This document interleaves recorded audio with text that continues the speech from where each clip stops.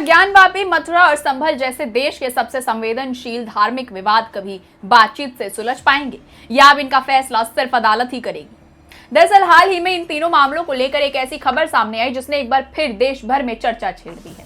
बताया गया कि सुप्रीम कोर्ट की ओर से इन विवादों को बातचीत यानी मेडिएशन के जरिए सुलझाने की एक पहल की गई थी, लेकिन ये कोशिश सफल नहीं हो सकी। हिंदू पक्ष ने भी इस रास्ते को स्वीकार नहीं किया और मुस्लिम पक्ष ने भी इसे उचित नहीं माना। यानी अब साफ हो चुका है कि फिलहाल इन मामलों का रास्ता सिर्फ अदालत से होकर ही गुजरेगा।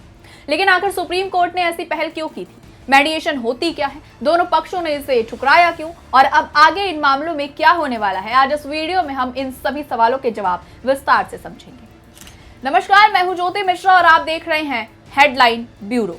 सबसे पहले यह समझना जरूरी है कि आखिर ये तीनों मामले हैं क्या। देश में इस समय 3 ऐसे धार्मिक स्थल हैं जिन पर लंबे समय से कानूनी लड़ाई चल रही है। पहला वाराणसी का ज्ञानवापी परिसर और दूसरा मथुरा का श्री कृष्ण जन्मभूमि शाही ईदगाह विवाद। पहला वाराणसी का ज्ञानवापी परिसर, दूसरा मथुरा का श्री कृष्ण जन्मभूमि शाही ईदगाह विवाद और तीसरा उत्तर प्रदेश के संभल की शाही जामा मस्जिद। इन तीनों मामलों में हिंदू पक्ष का दावा है कि जिन जगहों पर आज मस्जिदें मौजूद हैं वहां पहले हिंदू मंदिर थे जिन्हें इतिहास के किसी दौर में ध्वस्त करके मस्जिद बनाई गई। वहीं मुस्लिम पक्ष इन दावों को पूरी तरह खारिज करता है और कहता है कि ये ऐतिहासिक मस्जिदें हैं जिनका अपना कानूनी और धार्मिक अस्तित्व है।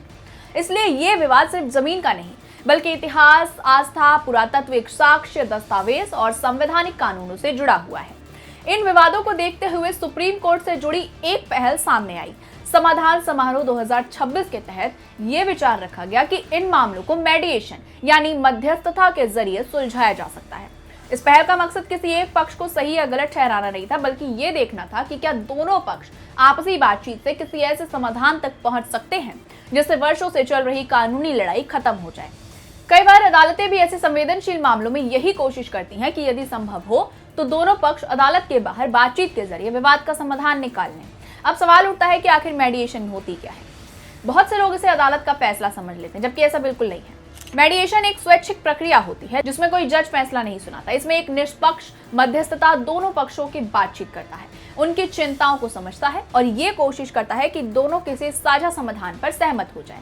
लेकिन इस पूरी प्रक्रिया की सबसे महत्वपूर्ण शर्त यही होती है कि दोनों पक्ष अपनी इच्छा में इसमें शामिल हों। अगर किसी एक पक्ष ने भी मना कर दिया तो मेडिएशन आगे नहीं बढ़ सकती। यहीं से इस खबर का सबसे महत्वपूर्ण हिस्सा शुरू होता है। जानकारी के अनुसार ज्ञानवापी, मथुरा और संभल से जुड़े मामलों में दोनों पक्षों ने मेडिएशन के प्रस्ताव को स्वीकार नहीं किया।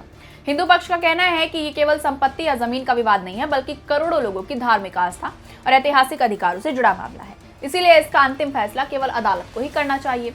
दूसरी ओर मुस्लिम पक्ष का भी मानना है कि इन मामलों में कई गंभीर संवैधानिक और कानूनी प्रश्न जुड़े हुए हैं। ऐसे विवाद किसी समझौते से नहीं बल्कि न्यायिक प्रक्रिया के जरिए ही सुलझाए जाने चाहिए।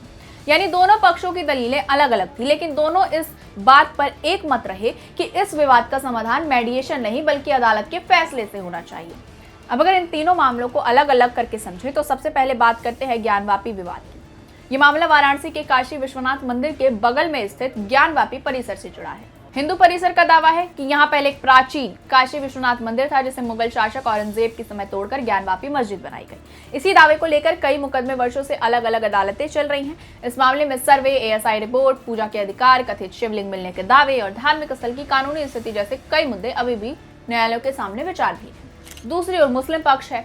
इन सभी दावों का विरोध करते हुए मुस्लिम पक्ष कहता है कि मस्जिद का अपना स्वतंत्र ऐतिहासिक और कानूनी अस्तित्व है जिसे चुनौती नहीं दी जा सकती। दूसरा मामला मथुरा के श्री कृष्ण जन्मभूमि और शाही ईदगाह परिसर का है, जिसमें हिंदू पक्ष का दावा है कि भगवान श्री कृष्ण का वास्तविक जन्म स्थान उसी स्थान पर है जहां आज शाही ईदगाह स्थित है। वहीं मुस्लिम पक्ष इस दावे को स्वीकार नहीं करता और अदालत में अपने अधिकारों का बचाव कर रहा है।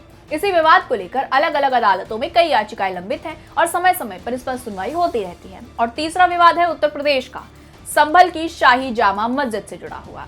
यहाँ हिंदू पक्ष का दावा है कि मस्जिद बनने से पहले इस स्थान पर हरिहर मंदिर मौजूद था। मुस्लिम पक्ष इस दावे का विरोध करता है और इसे ऐतिहासिक मस्जिद बताता है।